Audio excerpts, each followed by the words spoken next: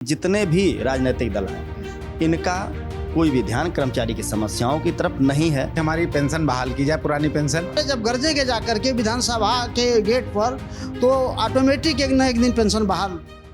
लोकसभा चुनाव के 3 चरण बीत चुके हैं, 4 चरण बचे हैं, आधा चुनाव खत्म हो चुका है और ऐसे में आज हम फिर से सरकारी कर्मचारियों की बात आपके सामने लाने जा रहे हैं। सरकारी कर्मचारी भी अपने मुद्दों को लेकर उन जनप्रतिनिधियों की तरफ देखते हैं जिनसे उनका सरोकार होता है और जो मुद्दे जनप्रतिनिधियों के द्वारा उठाए जा रहे हैं उनसे इनका कितना सरोकार है ये भी जानने की कोशिश करेंगे। सबसे पहले हम बात कर लेते हैं क्या नाम है वैसे आपका? धर्मेंद्र प्रताप सिंह। धर्मेंद्र जी, आप संघ से जुड़े हुए हैं, कौन सा आपका संघ?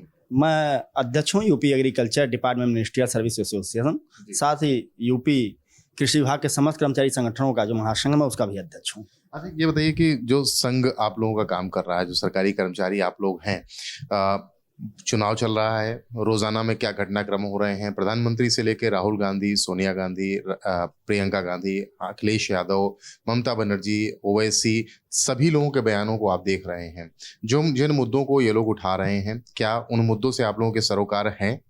देखिए, सामाजिक जीवन के रूप में जो सामाजिक समस्याएं हैं वह तो चाहे वह कर्मचारी हो चाहे समाज का कोई भी तबका हो वह उससे जुड़ा हुआ है। लेकिन बेसिक रूप से अगर कर्मचारी मुद्दों पे बात की जाए तो मुझे ये कहने में कोई झिझक नहीं होगी कि जितने भी राजनीतिक दल हैं इनका कोई भी ध्यान कर्मचारी की समस्याओं की तरफ नहीं है। इनके किसी भी चुनावी घोषणा पत्र में या किसी भी भाषण या जो दैनिक क्रियाकलाप हो रहे हैं वहां पर कर्मचारियों से जुड़े या कर्मचारियों के सरोकार से जुड़े किसी मुद्दे को नहीं उठाया जा रहा है। जाति, धर्म, संप्रदाय यह सारे मुद्दे चल रहे हैं, परंतु वह वर्ग जो सरकार की योजनाओं को जमीन पर उतारता उससे किससे जुड़े मुद्दों पर, चाहे वह प्रमोशन हो चाहे वेतन भत्ते हो, उस पर किसी का ध्यान नहीं है। कौन कौन से ऐसे मुद्दे हैं जिन पर आप लोग चाहते हैं कि सरकारों का ध्यान हो या जिनके लिए आप लोग संघर्ष रहते हैं? क्योंकि आप अपनी संघ के अध्यक्ष भी हैं तो आपको तो बहुत कुछ झेलना पड़ता होगा, आपकी लंबी चौड़े इसके सदस्य भी होंगे। मैं एक उदाहरण देना चाहूँगा वर्तमान सरकार से ही कि वर्तमान सरकार के एक वरिष्ठ मंत्री से हम लोग मिले अपने विभाग की पदोन्नतियों को लेकर, और उस मंत्री के यहाँ से, वो मुख्यमंत्री हैं हमारे प्रदेश के, एक पत्र जारी हुआ, लेकिन उस पत्र पर आज तक कार्रवाई नहीं हुई। उस पर एक चिट्ठी लिखकर यहाँ पर चला आया और वहाँ की फाइलों पे डंप पड़ा हुआ है। नतीजा 2 साल से इस सरकार ने शासनादेश जारी कर रखा है, वर्तमान सरकार ने, कि कोई भी पदोन्नत का पद खाली ना हो। 2 साल से कृषि विभाग में कनिष्ठ लिपिक से लगभग 25 लोगों का पद रिक्त होते हुए डीपीसी के बाद पदोन्नत आदेश नहीं निकाला गया। फाइलें बिल्डिंग के अंदर घूम रही हैं। 36 पद वरिष्ठ प्रशासनिक अधिकारी के सालों से रिक्त हैं, उनको कैसे भरा जाएगा इसकी कोई रणनीति नहीं है। माननीय उप मुख्यमंत्री जी का पत्र भी मेरे पास है जो उन्होंने विभाग को लिखा था, उस पर अभी तो अगर आप पता करेंगे संभवतः आख्या भी नहीं गई होगी कि क्या समस्या है क्या नहीं है। तो ये कर्मचारी मुद्दों के प्रति प्रशासन का नजरिया है कि सरकार शासनादेश तो जारी कर रही है, इसका क्रियान्वयन नहीं करा पा रही है। इसके अलावा हमारे भत्ते रोक लिए गए थे कोरोना काल में और आज तक वो रिलीज नहीं किए गए। बाकी कई और समस्याएं हैं छोटी। ये जो मुद्दे अध्यक्ष जी ने बताए आपके, इन मुद्दों के लिए आप भी जो कि पदाधिकारी हैं, जब आप अधिकारियों के पास जाते हैं या जनप्रतिनिधियों के पास जाते हैं, उनसे आपका संवाद होता है, क्या उन मुद्दों को संजीदगी से सुना जाता है? उसके सॉल्यूशन के लिए आप लोगों को कहा जाता है? पहले तो मैं अपना परिचय दे दूं। मैं हेमंत सिंह खड़का, प्रांतीय महामंत्री UP agriculture department ministerial service association.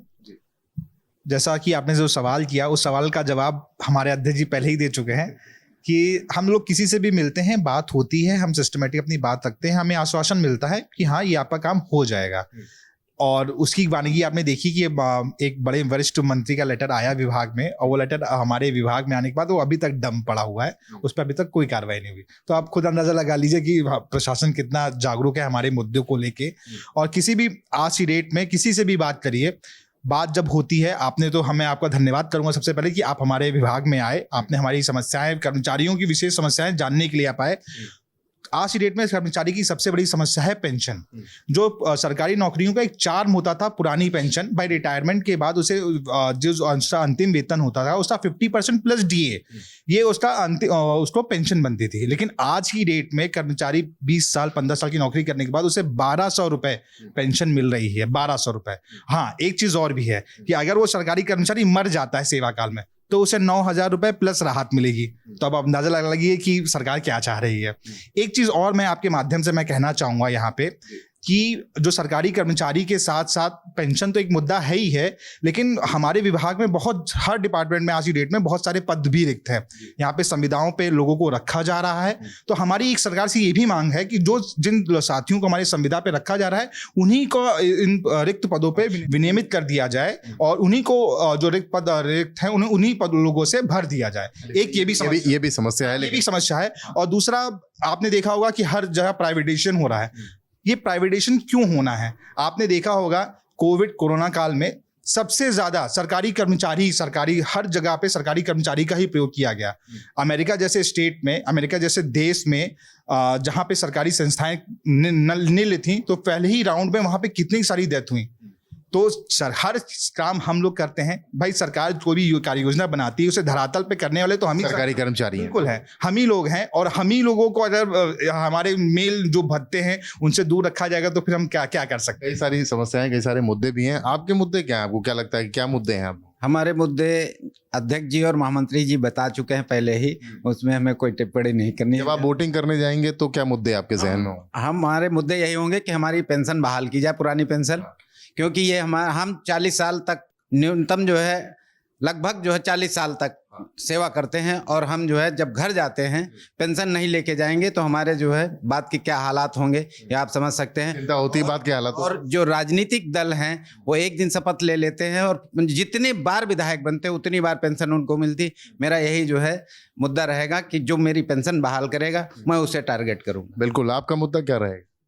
हमारा मुद्दा है कि जितनी भी नियुक्तियां हो रही हैं जो मनमाने ढंग से कर रहे हैं प्राइवेटाइजेशन से, वो नियुक्तियों को फ्रेश करें। मतलब क्योंकि जैसा कि बताया मंत्री जी ने कि जब भी कोरोना काल चाहे जैसे काल चुनाव आता है, इसमें भी लोग ड्यूटी चुनाव करना, उसमें कितने लोग रास्ते में मर जाते हैं, एक्सीडेंट होता, तमाम समस्याएं आज भी आ रही है। किसी को हार्ट अटैक हो गया, कोई ऑन ड्यूटी मर गया, ड्यूटी काल में मर जाता है, ये सब समस्या आती है। सारे कर्मचारी झेलते हैं, मर जाते हैं, उनके मरने के बाद क्या मिलता है क्या नहीं मिलता है तो भाई समय बताता है, लेकिन वो आदमी वापस आता नहीं। लेकिन मैंने मुस्तैदी से ड्यूटी निभाता है और निभाने के बाद उसको कुछ फल नहीं मिलता है। सरकार, कुल मिलाकर के सरकार आप लोगों को ऐसी चाहिए जो सरकारी कर्मचारियों के मुद्दों को सुने। आपके हिसाब से सबसे प्राइम मुद्दा, मुख्य मुद्दा आपके लिए क्या है? आप सरकारी कर्मचारी, पुरानी पेंशन सबसे पुराना मुद्दा ही है, क्योंकि लगभग 35-40 साल सब आदमी सरकारी कर्मचारी के रूप में अपना महत्वपूर्ण समय मुद्दा, आपने मुद्दा तो बता दिया। आपको विश्वास है कि ये जो सरकार है पुरानी पेंशन की बहाली कभी करने को तैयार होगी? क्योंकि ऐसा सुनने में नहीं आता कि ये करेंगे। देखिए, हम इस सरकार से नहीं, अगर कोई सरकार चेंज होती है उससे भी हमारी यही डिमांड होगी। इसी में हमारा हित है। हम जब तक डिमांड पूरी नहीं होती डिमांड करते रहेंगे, ये हमारा एक तरह से कर्तव्य भी है। उम्मीद आप लोगों को लगती है, जैसे हिमाचल में हो गया, कई अन्य प्रदेशों में हो गया, वहां पुरानी पेंशन को बहाल कर दिया गया, तो उम्मीद तो है, पूरा उम्मीद है, होना है। लेकिन हो सकता है गवर्नमेंट चेंज हो जाए तो हो जाएगी, नहीं आज नहीं कल होना कि सारे जो पुराने कर्मचारी सब रिटायर हो रहे हैं। माना कि 10% 5% पुराने कर्मचारी बचे हैं, सारे नए आ गए 90%। तो जब 90% का लेंथ बढ़ा है तो सारे जब गरजेंगे जा करके विधानसभा के गेट पर तो ऑटोमेटिक एक न एक दिन पेंशन बहाल। आपको क्या लगता है? अगर सरकारी कर्मचारी जैसे अब दबाव बना रहे हैं और ये एक मुद्दा ऐसा मुद्दा है जो अब लोगों में एक अपना बड़ा रूप ले चुका है, तो इससे सरकारें बनने भी लगी हैं। तो मुझे लगता है कि भविष्य में अगर कोई भी सरकार आएगी वो इसके लिए अगर कार्य करेगी और इसको लागू करेगी तो जनता से फिर उसको दोबारा बहुमत से उसको चुना जाएगा। और आप लोगों से पूछूंगा कि आप लोग जब वोट करने जाएंगे, सरकारी कर्मचारी भी अपनी ड्यूटी भी करते हैं, तो मतदान के समय आप लोगों के जहन में क्या क्या मुद्दे रहेंगे? सर, जैसे भी हमारे अध्यक्ष जी, महामंत्री जी ने बताया कि कर्मचारी हित हमारा है, सब सामाजिक और कर्मचारी हम दोनों ही रूप से जुड़े हुए हैं सरकार से। तो जब सामाजिक मुद्दा है तो सरकार का जो है वो सभी के लिए बराबर है, बट कर्मचारी मुद्दे होंगे तो कर्मचारी हित, जैसे पुरानी पेंशन है हमारी और भत्ते हैं जैसे हमारे जो बंद हुए हैं, वो सारे मुद्दे हमारे दिमाग में होंगे। और हम भी अभी सरकार से हमारी सरकार एक अभिभावक के रूप में है जो हम लोग को समस्याओं में भी हमारे सुलझाने का प्रयास करती है। तो हम अभी चुनाव चल रहा है और हम उनसे निवेदन भी करेंगे कि एक कर्मचारी नेता के तौर पर भी और सभी समाज के रूप से भी, क्योंकि ये कर्मचारी भी समाज का एक अंग है। ठीक है, हम अपनी पीड़ा अपने अभिभावक से बोल सकते हैं। तो हमारी जो सबसे बड़ी पीड़ा है इस समय पुरानी पेंशन है। पुरानी पेंशन आपकी? कर्मचारी हित में सरकार कार्य करे यही हमको उम्मीद है और पुरानी पेंशन को बहाल करे। आप बताइए। वही एक ही मुद्दा है कर्मचारियों के लिए, पुरानी पेंशन। 60 साल तक आदमी नौकरी करता है, 60 साल के बाद जब काम करने लायक न रहे, रिटायर, तो उसको पेंशन भी बंद कर दी जाए, तो दिक्कत तो पैदा होगी ना। सभी जितने भी लोग यहाँ पर हैं, जितने भी लोग इकट्ठा हैं, अध्यक्ष हों चाहे महामंत्री हों, चाहे जितने भी कर्मचारी हों सरकारी, सभी की जुबान पर एक ही मुद्दा सबसे प्रमुखता से उठता हुआ दिखता है, पुरानी पेंशन की बहाली का। क्योंकि रिटायरमेंट के बाद जो लाभ पहले मिला करता था अब पेंशन के रूप में उनको नहीं मिल रहा है। इनका मुद्दा तो ये है, बड़े बड़े मंचों पे राजनीतिक दलों के बड़े बड़े नेता किन्हीं मुद्दों पर बात कर रहे हों, हिंदू मुसलमानों की बात कर रहे हों, आरक्षण की बात कर रहे हों, लोकतंत्र की बात कर रहे हों, संविधान की बात कर रहे हों, उन सब के साथ साथ सामाजिक सरोकार के साथ साथ इनके सरोकार का मुद्दा, इनकी पेंशन बहाली, संविदा कर्मियों की जो विनियमितीकरण है वो, और तमाम अन्य ऐसे ही मुद्दे हैं। श्रेष्ठ उत्तराखंड पर खबरों से जुड़े रहने के लिए चैनल को सब्सक्राइब करें, बेल आइकन दबाएं और देखते रहें श्रेष्ठ उत्तराखंड।